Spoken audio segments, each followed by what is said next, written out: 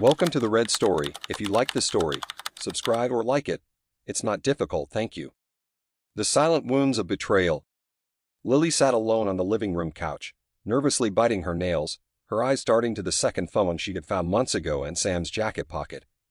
The sleek black phone mocked her. Its screen remained dark, the passcode she didn't know locking her out from the secrets it might hold. Her hands trembled as she held it, unsure of what to do. For months now, Lily had tried to push the doubts aside, tried to convince herself that Sam was loyal. But the phone, a second phone she knew nothing about, kept the doubt alive, growing like a storm inside her. They had been married for 13 years. They had built a life together, raised a beautiful 7-year-old son, Michael, and moved into a cozy suburban home. Sam had always been attentive, responsible, and hardworking. But lately, something had shifted. He was coming home late from work more often, giving vague excuses that didn't sit well with her. Then, she had found this phone, and everything started to unravel. When she first confronted him about it, her voice quivering with both fear and suspicion, Sam had responded with frustration. "It's just for work, Lily. Why do you always jump to the worst conclusions?" He had stormed out of the room, leaving her standing in the doorway, her heart pounding and the question still unanswered. Lily had tried to let it go, but the nagging suspicion wouldn't leave her. There was a time she had trusted Sam completely. But her past, the memories she had buried so deep, now haunted her with a vengeance. She had seen this before. She had seen her father betray her mother time and time again. Her father had been the type of man who could charm anyone, but behind closed doors, he had led a double life. He would bring Lily along on his secret meetings with other women, telling her, "Don't tell your mom, sweetheart. It's our little secret." She was only a child, and the weight of that secret had crushed her. She hadn't been able to save her mother from the heartbreak when the truth eventually came out. Now she feared she couldn't save herself either. She never told Sam about those dark memories. She had never opened up about the deep scars her father's actions had left on her, and now she felt herself slipping into the same role her mother had played, suspicious, anxious, waiting for the inevitable betrayal. It was a Thursday evening when Sam came home late again. His hair was damp from the rain, his shirt untucked as if he had rushed to get home. Lily sat at the kitchen table, her hands wrapped around a mug of cold tea, her eyes red from the tears she had shed earlier. She wanted to believe him, but she couldn't. "You're late again," she said coldly, not looking up from her mug.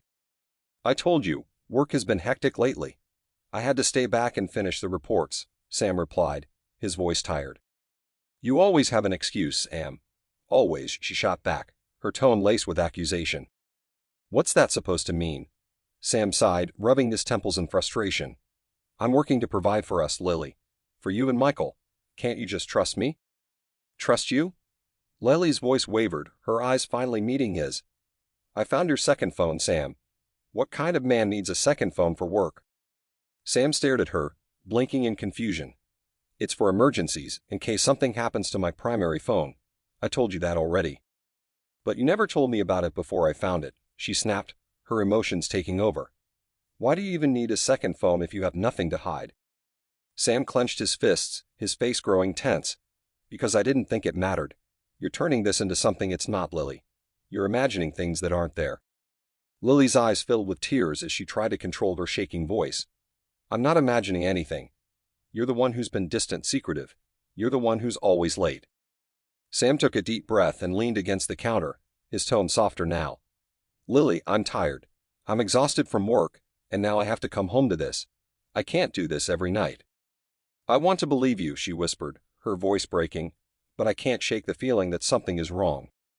As the days passed, the tension between them only grew. Lily became more and more obsessed with the idea that Sam was hiding something, that he was following in her father's footsteps. Every time he was late, every time he received a text message, her mind spiraled further into suspicion. Sam, sensing her growing distance, tried to salvage their marriage. One evening, as they sat in strained silence after another argument, he made a suggestion. "Why don't we take a trip? Just the two of us. We could go to the mountains for the weekend. Get away from all of this." Lily looked at him, her expression unreadable. A part of her wanted to go, to believe that they could fix things. But another part of her, a darker, more cynical part, couldn't shake the feeling that this trip wouldn't change anything. Still, she agreed, hoping that maybe, just maybe, they could rediscover the love they once had. The cabin Sam had rented in the mountains was beautiful, secluded, surrounded by tall trees and the peaceful sound of nature. The first night, he cooked dinner for them, lighting candles and playing soft music in the background. It should have been romantic, the perfect setting to rekindle their love. But Lily's mind was elsewhere. As she sat across from him at the candlelit table, her thoughts raced. Was he really here with her, or was his mind somewhere else? Was he thinking about someone else? Her insecurities gnawed at her, eating away at any chance of enjoying the moment. She put down her fork and stared at him, her voice barely a whisper. "Are you cheating on me, Sam?" Sam's fork froze mid-air, his eyes widening in shock. "What? No, Lily. How could you even think that? Then why the secrets? Why the second phone? Why are you always so distant? I've told you 1,000 times there is no secret. You're reading too much into this." His voice was firm, but there was a sadness in his eyes, as if he knew this was a battle he couldn't win. Lily stood up, her chair scraping against the floor as she stormed out of the room.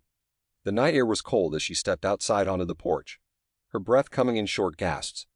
She wanted to scream, to cry, to make sense of the chaos inside her mind, but no matter how hard she tried, she couldn't shake the feeling that Sam was lying to her.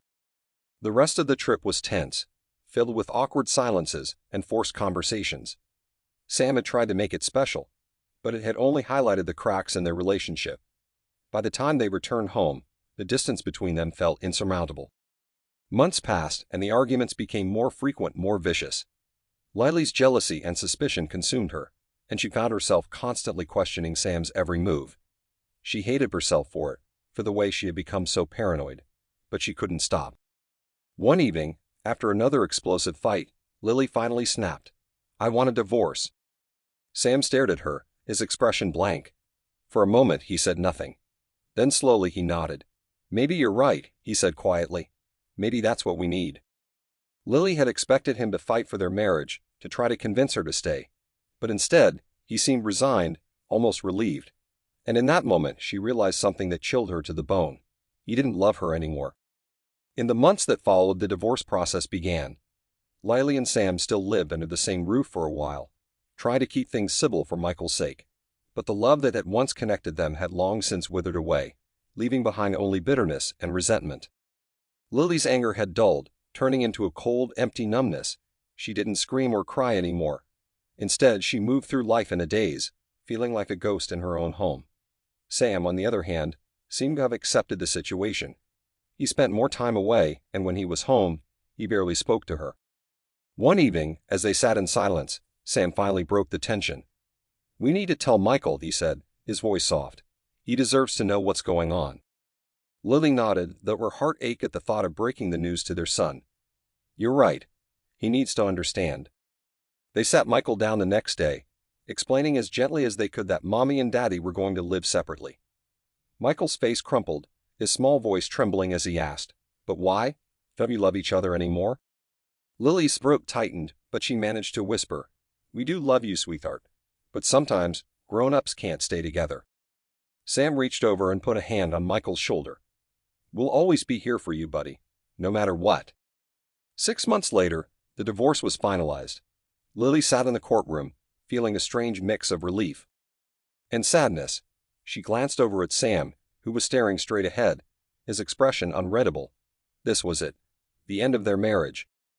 As they left the courthouse, Sam turned to her. "Take care of yourself, Lily," he said quietly before walking away. Lily watched him go, feeling a hollow ache in her chest. She wondered if things could have been different, if she had trusted him more, if she had let go of her past. But it was too late for that now. Psychologist's assessment.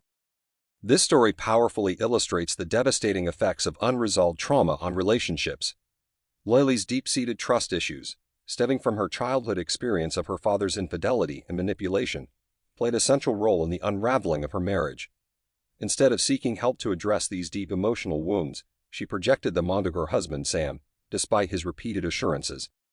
Lily's emotional instability, heightened by her past trauma, created a vicious cycle of suspicion and jealousy, which further eroded the trust between her and Sam.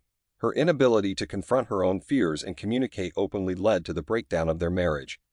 In Sam's case, his frustration with her accusations and his growing emotional distance indicate that he was unable to cope with the pressure, leading to his eventual acceptance of the divorce. From a psychological perspective, Lily's story highlights the importance of addressing past emotional traumas, especially those that involve parental infidelity. These unresolved issues often manifest in future relationships, making it difficult for individuals to trust and form healthy connections. Therapy would have provided Lily with the tools to understand her triggers, communicate her fears constructively, and differentiate between her past experiences and her current reality. Sam's resignation and quiet acceptance of the divorce point to a man who has become emotionally drained. While he may not have been unfaithful, his inability to validate Lily's feelings and address her insecurities in a way that reassured her contributed to the erosion of their relationship. In situations like these, both partners need to actively work on their communication skills and seek counseling before the relationship becomes irreparable. This story serves as a reminder that unresolved emotional wounds can sabotage even the strongest relationships if left unchecked. It also underscores the need for open communication, mutual understanding, and the importance of healing past traumas in order to create a healthy, trusting partnership. Thank you so much for watching till the end. If you really like my videos, then don't forget to like, share, and subscribe. Have a good day.